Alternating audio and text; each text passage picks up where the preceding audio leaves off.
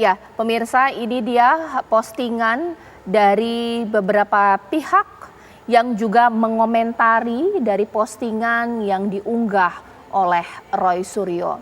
Atau mungkin bahasanya ini ya, enak ya, enteng banget nih menghina situs bersejarah agama lain, tanda tanya. Nah, ini juga satu di antara tanggapan dari pihak-pihak atas postingan dari Mas Roy Suryo. Mungkin saya ke Pak Abdul Fikar terlebih dahulu. Pak, sebenarnya kalaulah Mas Roy Suryo punya itikat baik untuk meminta maaf, klarifikasi, ingin membantu malah siapa yang mengedit ini pertama kali. Tapi perbuatan hukumnya bisa terhapuskan tidak? Ya namanya siapa sih ya kalau namanya sudah berbuat salah, meminta maaf, ini seperti apa? Ya, dalam satu peristiwa pidana, ya, ketika peristiwanya sudah terjadi, maka itulah yang disebut pelanggaran gitu. Artinya mungkin ada yang bisa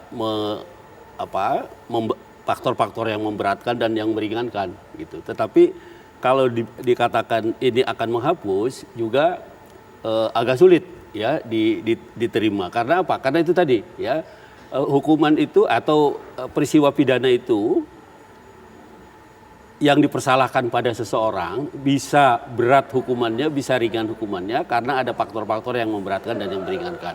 Nah, barangkali itu bisa menjadi faktor yang meringankan gitu. Ketika dia mencari tahu atau menelusuri siapa sebenarnya sumber dari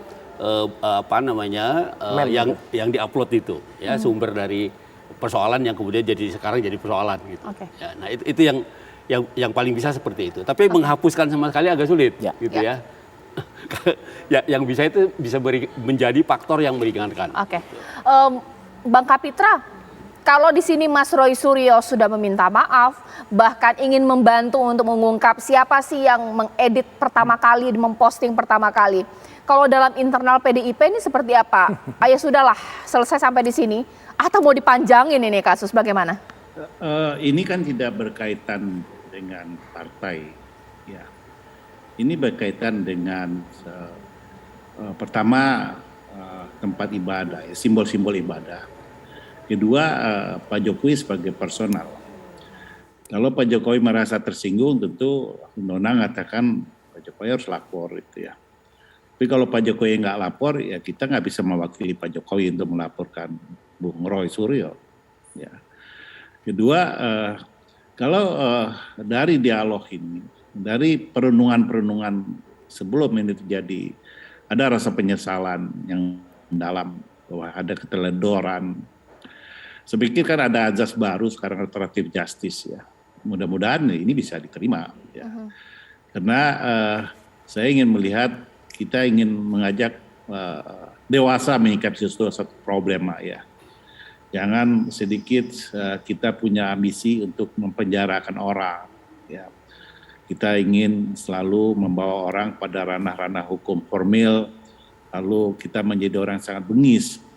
Asal ada sebuah kesadaran dari Bung Roy Suryo bahwa ini kekeliruan, sehingga ke depan saring dan sharing itu diterapkan dalam menyikapi sesuatu, itu saya pikir kita apresiasi. Kedua, yang paling penting adalah pelajaran mahal, Bung Roy.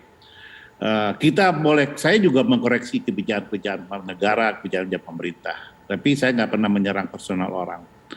Karena Pak Jokowi tidak ada apa-apanya kalau dia tidak memiliki kewenangan sebagai penyelenggara negara. Dan tidak ada yang bisa menaik turunkan tiket ke Borobudur kecuali yang punya otoriti ya. Dan itu pun Pak Jokowi sudah mengambil kebijakan yang mungkin sama dengan perasaan Mas Roy. Nah, tapi nggak etis, tidak elok kalau dia juga diserang ketika dia menetralisir ya. Dan itu perlu juga minta maaf kepada Pak Jokowi ya. Saya pikir kita harus sportif dan harus cerdas lah. Apalagi sekarang udah tahun politik ya, yang akselerasinya meninggi. Takut saya tidak cukup sel-sel di penjara untuk mempenjarakan orang-orang yang mungkin teledor seperti Mas Roy Suryo. Baik, itu nanti saya akan tanyakan kepada Mas Roy apa yang dikatakan oleh Pak Abdul Fikar, bahkan juga Bang Kapitra. Bahkan juga pertanyaan dari saya, sebelum memposting ini sudah berpikir tidak bahwa konsekuensinya kalau memposting adalah memposting foto hoax atau editan, itu juga pasti sudah kena pasal. Sesaat lagi di Apa Kabar Indonesia Malam. Ya, kembali di Apa Kabar Indonesia Malam. Bang Roy, sebelum abang memposting, sudah pikir konsekuensinya tidak ini? Ini kalau ada yang tersinggung dengan foto itu bisa dilaporkan, atau mungkin karena Bang Roy paham dengan pasal-pasal, apalagi undang-undang ITE, kayaknya aman ini bakal lolos ini atau apa? Tidak, sama sekali tidak ada niat jumawa, ya, apalagi kemudian untuk nanti sama sekali seperti kata orang-orang enak ya, enggak sama. Makanya ketika saya posting, itu tidak gambarnya doang yang saya posting, lengkap dengan akunnya sebenarnya. Perhatikan saya posting itu lengkap dengan nama akunnya, lengkap dengan tanggalnya. Nah, dan satu lagi, kemudian setelah itu saya posting tanggal 10 itu kan setelah ada tanggal 7, 8, 9 orang bahkan muncul di pemberitaan. Dan ramenya baru setelah buzzer itu meramaikan tanggal 14. Kelihatan betul lah kalau ada. Dan makanya niat baik itu saya take down itu. Oke, niat baik tidak cukup. Oke, saya berikan klarifikasi. Bahkan saya berkomunikasi dengan teman-teman umat Buddha ya gitu. Kemudian saya juga menyampaikan permohonan maaf benar-benar dari lubuk hati yang paling dalam. Dan kalau dikatakan tadi misalnya Mbak Caca mengatakan menyesal nggak? Ya nyesal juga sih, gitu loh. Nyesal kalau dikatakan. Tapi Bang Roy juga pernah mengkritik orang yang juga memposting berita editan atau hoax. Itu. Ya, karena dia sampai dengan hari ini masih tetap ada postingannya, tidak di take down, dia tidak merasa bersalah sama sekali. Ya, saya tidak mengatakan bahwa saya kemudian beda dengan Ruhut ya gitu. Saya mengklarifikasi dan sekali lagi saya membantu. Ya, membantu kalau itu insya Allah bisa dianggap membantu nanti dengan nanti daripada susah-susah teman-teman cyber ini sudah ada URL-nya, clear aja, udah cepet aja nanti bisa cepat kemudian nanti ditangani di sini dan bahkan saya melakukan percepatan daripada lama-lama, ya saya lapor, ya saya menjadi saksi dari organisasi namanya Kongres Pemuda Indonesia, ya untuk lapor. Tapi memang bukan saya yang lapor, ya Kongres Pemuda Indonesia lah yang melaporkan kasus ini. Dalam laporan tersebut, Bang Roy Suryo mencantumkan siapa pemposting pertama, tapi abang juga memposting yang kesekian kalinya. Masuk juga nggak dalam laporan tersebut? Melaporkan diri sendiri. Karena saya tidak mengedit gambar itu, ya sama sekali saya tidak ada perubahan terhadap itu. Yang saya laporkan ini adalah orang-orang yang mengedit. Gitu. Ada 3 akun. Yang itu saya laporkan, media tadi saya konseling dengan teman-teman Polda Metro, media nggak bisa dilaporkan, ya udah. Oke, Bang Abdul Fikar, ini kasus sebenarnya seyogyanya akan dibawa kemana sih? Setahu saya, SARA itu nggak masuk untuk di restoratif justice, karena kalau umat Buddha tersinggung, ini bisa kemudian dipanjangin kasusnya. Iya, ini ada 2 pihak kan sebenarnya yang potensial bisa menjadi pelapor gitu kan. Satu yang pemilik berhalanya itu, gitu ya. Yang kedua ya Pak Jokowinya gitu, karena dia ininya gitu. Saya pun tidak menggunakan kata-kata berhala loh ya. Stupa nanti berhala rame lagi nanti.